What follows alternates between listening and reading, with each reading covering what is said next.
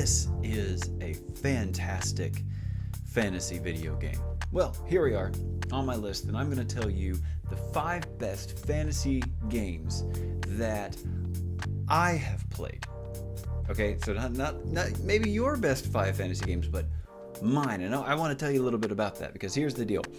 I'm RG Long, and I really love fantasy stuff, but also I don't love all the fantasy stuff that maybe I should. And there are going to be other videos on this channel about things that are fantasy that I missed out on somehow, or maybe I just got into really later in life. So I want to share with you my 5 favorite fantasy games in order of yeah, you're probably going to agree with me, to RG, I don't really know if I agree with that choice. So here we go, my 5 favorite fantasy games. So here's my number 1. It is Skyrim. See, I told you you'd agree with me. Even if you haven't yet played the adventure where everyone has made a meme out of taking an arrow to the knee, Skyrim is a fantastic fantasy game. Now, I got into this game a lot later than other people. I only played it for the first time this last year. Thank you, quarantine, and needing new hobbies and also a new console and having a lot of free time. So Skyrim, I love the story. I haven't completed it yet, and I'm still trying to figure out which is the main story and which side quests just take a long time. So Skyrim is a fantastic game. I'm really enjoying it, being Dragonborn and running around as a cat. Yes, I chose Khajiit as my race because when given the option to be a cat, I feel like you should take it. However, this is a huge game that a lot of people have been enjoying and playing. And as far as all the other Elder Scrolls games, sorry, I watched a buddy of mine play some Elder Scrolls way back in the day on his Xbox, but I never got into it. So Skyrim's my first venture into the Elder Scrolls series. As far as a guy who claims to be like a fantasy nerd, I understand. This is a problem. But there are going to be, like I said, some more videos on other fantasy things that I missed out on that are probably not great. That's number 5, Skyrim. Number 4 is Zelda Breath of the Wild. Now, I want to include Zelda A Link to the Past because that was my first foray into the Zelda series, because we got our Super Nintendo a little bit later than everybody else, and so instead of having Mario Brothers come with our Super Nintendo, we had A Link to the Past. And let me tell you, my brothers and I absolutely killed that game. Loved every minute of it.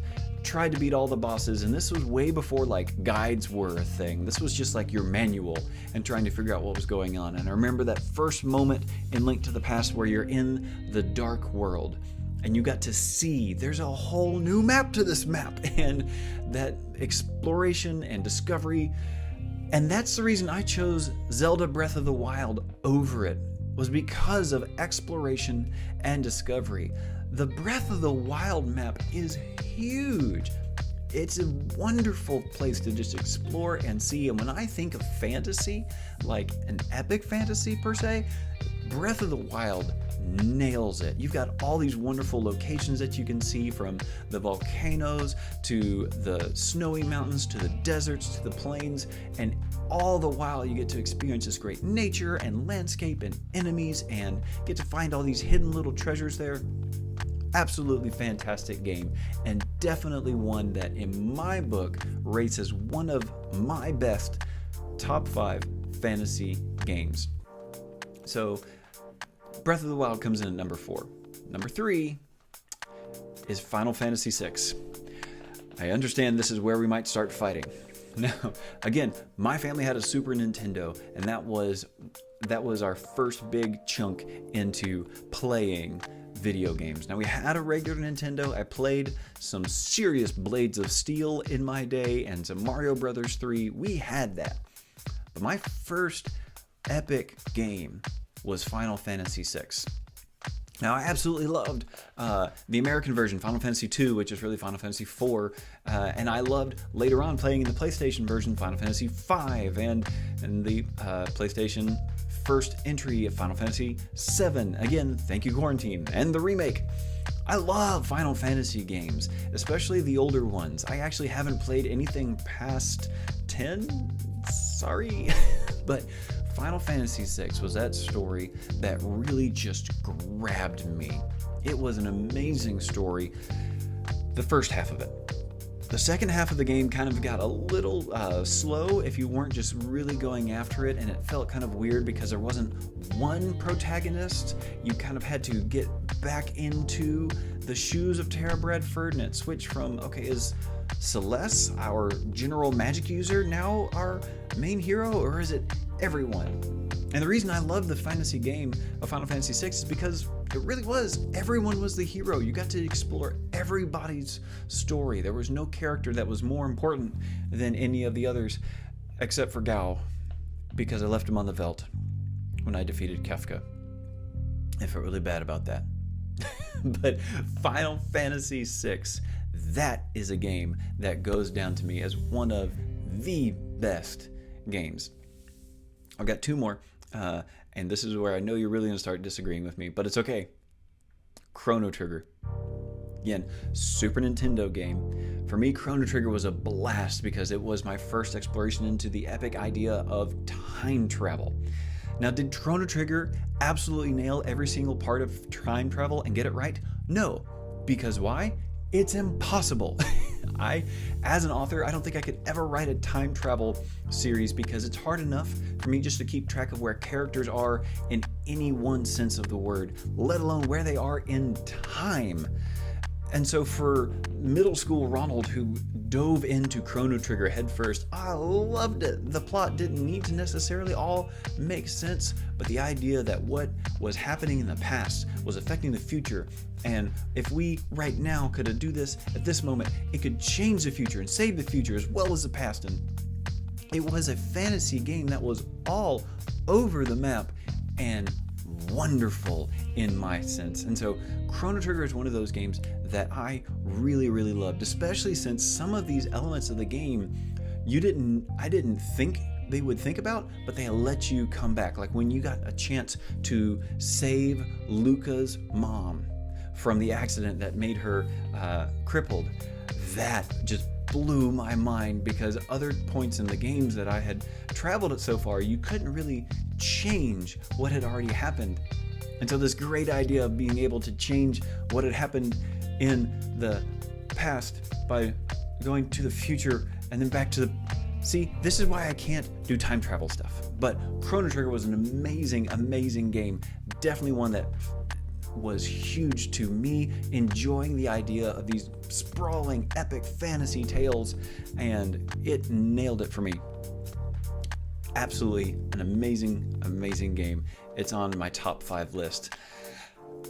Now remember, okay, so these are my top 5 fantasy games. They're not in particular order of what I think is the best. If I were to rate them, I would probably start with Final Fantasy VI. Remember, I'm putting them in order that I think I have to convince you that they are in the top 5 top 5 fantasy games. Therefore, I know that this next game might be a point of contention with more than one listener, but I'm sticking to it. This is a game that was really huge for me. Bravely Default. Now, if you've missed out on this Nintendo DS classic, you should play it. The reason I love Bravely Default is not because you have to go back and replay certain parts of the game, minor spoilers, but because you get a chance to really dive into the minds of the villains. This was one of those games that for me really began to explore the idea of what's going on inside the villains' heads, what's happening in their minds, and why or do they act the way that they do, and they have the actions that they have. And then just all these little side parts that as a fantasy author, I really enjoy the idea of them coming along and just getting to see what it's like to camp for a little bit and having some side conversations about the type of food that they might eat and the clothes that they wear and the places that they've been, and then dive into an epic battle to see, okay, why does this knight act the way that he does, and how does his character interact with one of the main characters. When it comes to a fantasy game, I think Bravely Default is a fantastic offering, and definitely one that for just playing it on a handheld device, a Nintendo DS, it captured my imagination, it took me by the hand, and I absolutely loved both the first one for DS as well as the second one, and now I'm really excited and haven't yet gotten a chance to sink my teeth into Bravely Default 2 for the Nintendo Switch. But thank you, quarantine. I may have a little bit of time to be able to get into that. Now here's what I want you to do. I would love to hear what you think of these fantasy games. Do you think there is a fantasy game that I should have listed and that you think would be better on this list? I would love to hear it. And if you think that, hey, Ronald, I like your list, but I would change the order, or I would agree with this, leave a comment down below. I'd love to interact with you in your comments, and then maybe make a new video based on your top 5 fantasy games. I'd even love to hear why you think they belong here. Do me a favor though, if you're new to this channel, hit this little subscribe orb right here, subscribe to my channel. I'll be releasing new videos every weekday, and I can't wait to share my fantasy journey with you, and I hope you'll come along. Enjoy the journey. I'm RG Long. See ya.